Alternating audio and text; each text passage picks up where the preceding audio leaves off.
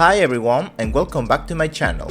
As the title says, today I'm going to repaint again my old Yuji Itadori doll from Jujutsu Kaisen, which I made last year. I know it hasn't been long, but since the second season of the anime began and more with the arc of the Shibuya incident, I felt that I didn't do much justice to the character, and more so because of how the studio mappa has drawn him in this season. And no, I'm not satisfied with what I did, and I will do it again. So before we start, don't forget to subscribe to my channel and ring the bell to get notified when I upload new videos. And without further ado, let's get started. Very well, I now have my doll in my hand, and as you can see, it's still something intact after a year. As a base, I use a BTS-B doll, and yes, the hair loss is something his shape. So the first thing I will do is undress it, since I will only focus on his face and hair, and the truth is that I did an excellent job with the clothes. Don't mind Yuji, you will soon get your clothes back, don't feel ashamed. And so as not to lose it, I will keep it in a Ziploc bag. Okay, I will say that I did a good job with his face, but as I said, I'm not satisfied with it. And the next step is seriously going to hurt me. Off camera, I boiled water so I can get the head out faster and work with it. The glue and the hairspray have run due to the water and I used too much. I'll be removing it from the head since I don't need it, because I will do the hairstyle from scratch again. Despite having using hot water, the old repaint survived quite a bit. With that, I start cleaning the face with pure acetone.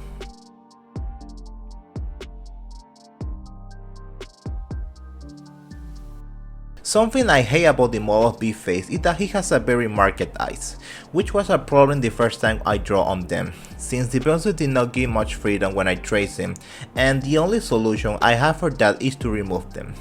And how I will do it?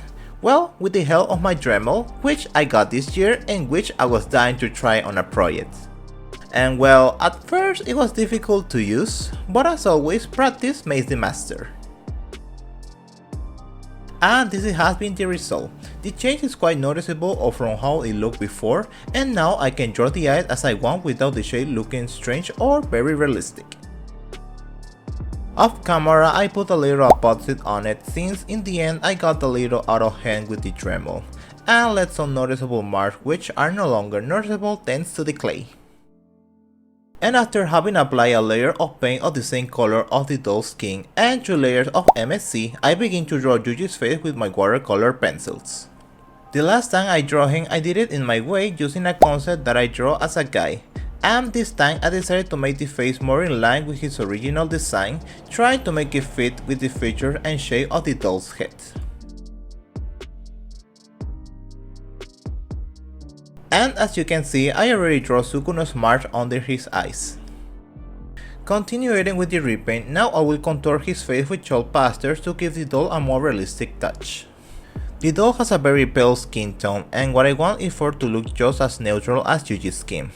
I will mix it with white chalk pastel, since after a spray the color will darken a lot. With brown chalk pastel, I will paint the base of his pupils.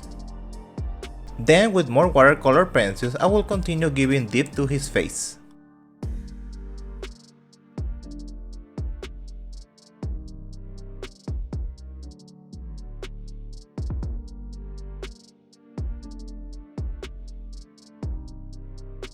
With yellow, I will do something to his eyes. A good detail in this second season is that now his eye has some of that color.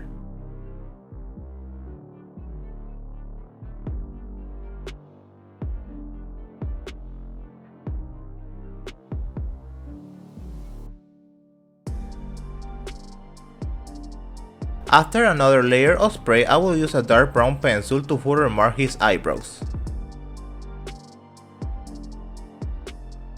With that, I continue with the black pencil on his eyelashes and eyes.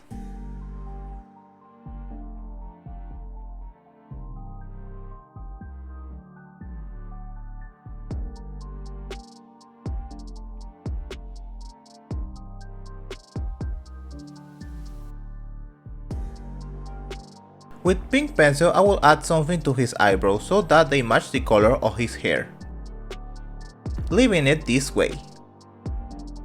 Very well, now I will apply the watercolor with a brush and thus move on the small details of his eyes. I think the only personal touch that this repaint will have is the way I which I apply the colors and details.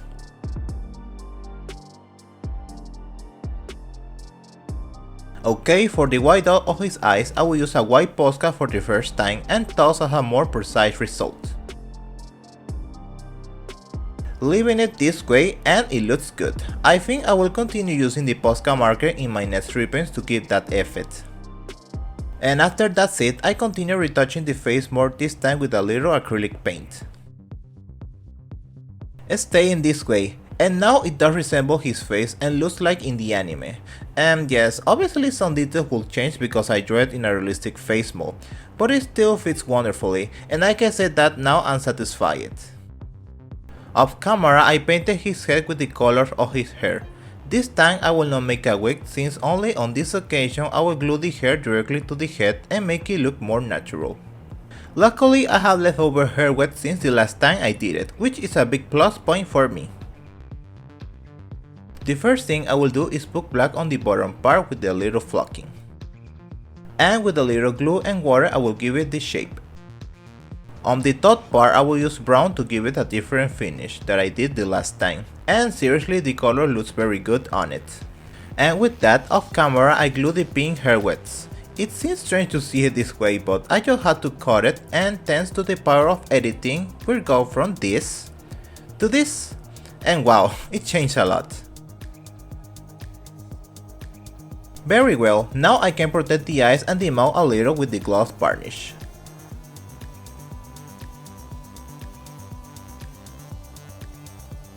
I will also do it with the Sukuna Mars because I also did it in the first repaint. And that's it. Okay, there was a last minute change with the hair since I didn't like how the shade turned it out, and more because it looked like a palm tree. So what I did was remove the wedge from the top and pass them to where the ears end and comb it, however too, so that the hairstyle will look spiky and cut in short layers. I also add a little more flocking to his hairstyle to give more shape. If I was going to do his face justice, I will also do it with his hairstyle too. I know I say I was only going to focus on the face, but there are certain things about his uniform that I can improve. So what I will do is remove his buttons since I plan to remove the snaps that hold it on and replace them with something else since they are marked a lot in the fabric. And for that I will use a threader and remove them carefully so as not to ruin it. And instead of using snaps to hold the piece, I use black velcro since it's much practical. And thanks to these two Gorgon shorts for donated to me. Of course I replaced the hoodie part only with black snap which I sew with red thread. Now with gold paint I will repaint the buttons. I didn't have the paint the first time I painted them and now I'm taking advantage of it. And this is how it turned out, just like new. I will only varnish the shoes again so that the paint is more protected. And that's it.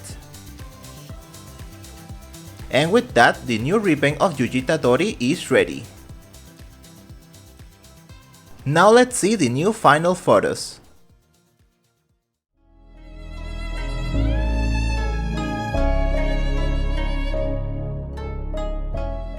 The next station is Shibuya.